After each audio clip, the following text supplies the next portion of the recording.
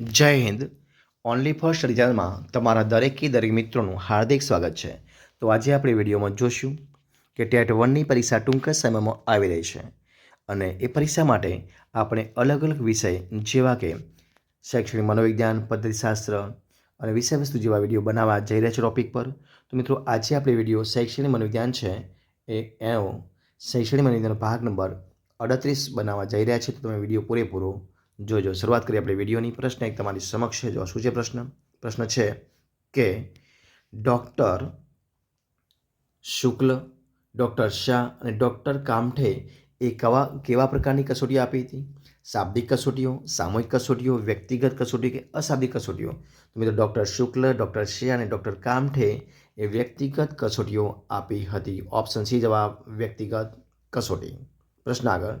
દેસાઈ ભટ્ટ અને દવે જ્યોતિ રચિત કસોટીઓ કયા પ્રકારની કસોટીઓ છે? તો દેસાઈ ભટ્ટ અને દવે જ્યોતિ રચિત કસોટીઓ વ્યક્તિગત કસોટી, અશાબ્દિક કસોટી, સામૂહિક કસોટી કે ક્રિયાત્મક કસોટી છે? તો જવાબ છે ઓપ્શન સી, સામૂહિક કસોટી. ઓપ્શન સી જવાબ, સામૂહિક કસોટી. પ્રશ્ન આપણે આગળ જોઈએ કે ડૉક્ટર કે જે દેસાઈ અને એ જે જોશી દ્વારા રચિત બુદ્ધિમાન કસોટીઓ કયા પ્રકારની છે? શાબ્દિક કસોટીઓ, સામૂહિક કસોટીઓ, વ્યક્તિગત કસોટીઓ કે ક્રિયાત્મક કસોટી? તો ડૉક્ટર કે જે દેસાઈ અને એ જે જોશી દ્વારા જે બુદ્ધિમાં પણ કસોટીઓ છે એ શાબ્દિક કસોટીઓ છે. ઓપ્શન એ જવાબ, શાબ્દિક કસોટીઓ. પ્રશ્ન આપણે આગળ જોઈએ કે વિચાર સર્જનની પ્રવિધિ કયા મનોવૈજ્ઞાનિકે વિકસાવી છે? ઇવાન પાવલોવ, અબ્રાહમ મેસ્લો, ઓસબર્ન કે સ્કિનર? તો વિચાર સર્જનની પ્રવિધિ એ ઓસબર્ન નામના મનોવૈજ્ઞાનિકે વિકસાવી છે. જવાબ છે ઓપ્શન સી, ઓપ્શન. પ્રશ્ન આપણે આગળ જોઈએ કે રસમાપન માટે તૈયાર કરવામાં આવેલી પ્રશ્નાવલીને શું કહેવાય છે? રસમાપન કસોટી, રસિકતા કસોટી કે રસ સંશોધનિકા કે વ્યુત્પત્તિ કસોટી શું બનશે? તો રસમાપન માટે તૈયાર કરવામાં આવેલી કસોટીની જે પ્રશ્નાવલી છે એને કહેવાય છે રસ સંશોધનિકા. શું કહેવાય? ઓપ્શન સી જવાબ, રસ સંશોધનિકા. પ્રશ્ન આપણે આગળ કે ગિલફર્ડે રસના કુલ કેટલા ક્ષેત્રો બતાવ્યા છે? 12, 28, 32 કે 36? તો ગિલફર્ડે રસના કુલ 28 ક્ષેત્રો બતાવ્યા છે. કેટલા? 28. કયા મનોવૈજ્ઞાનિકે વ્યુત્ક્રમ્ય આકૃતિ વડે ધ્યાન વિચલનનો પ્રયોગ કર્યો હતો? મેક્સવેલ, સ્કિનર, ગ્લેન કે થોર્નડાઇક? જવાબ છે option C, Glenn. Option C જવાબ, ગ્લેન. ધ્યાન વિસ્તારનું માપન કરવા માટે કયા સાધનોનો ઉપયોગ કરવામાં આવે છે? ટેલિસ્કોપ, ટેલિસ્કોપ, કેલિડોસ્કોપ કે પેરિસ્કોપ? તો ધ્યાન વિસ્તારનું માપન કરવા માટે ટેચિસ્ટોસ્કોપનો ઉપયોગ કરવામાં આવે છે. જવાબ છે ઓપ્શન બી, ટેચિસ્ટોસ્કોપ. ઓપ્શન બી જવાબ.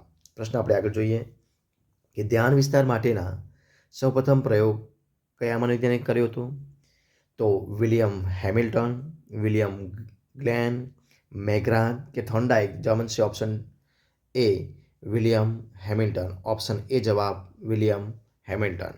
પ્રશ્ન આપણે આગળ જોઈએ કે ઉપનિષદ પરંપરામાં શેના ઉપર વધુ ભાર મૂકવામાં આવતો હતો? અધ્યાપન, સંગીત, કળા કે અધ્યયન? તો ઉપનિષદ પરંપરાની અંદર સૌથી વધારે ભાર મૂકવામાં આવતો હતો તો એ છે ઓપ્શન ડી, અધ્યયન પર. શેના પર? અધ્યયન પર. કોહલર, કોપકા અને વર્ધીમાન નામના મનોવૈજ્ઞાનિકો કઈ વિચારધારા ધરાવતા હતા? ગેસ્ટાલ્ટવાદી, જીરોલ્ટવાદી, મળાવવાદી કે જહાલવાદી? તો કોહલર, કોપકા અને વર્ધીમાન નામના મનોવૈજ્ઞાનિકો ગેસ્ટાલ્ટવાદી વિચારધારા ધરાવતા હતા. જવાબ છે ઓપ્શન એ, ગેસ્ટાલ્ટવાદી. પ્રશ્ન આપણે આગળ જોઈએ કે આંતરસૂદ દ્વારા અધ્યયનના પ્રણેતા કયા વૈજ્ઞાનિકો હતા?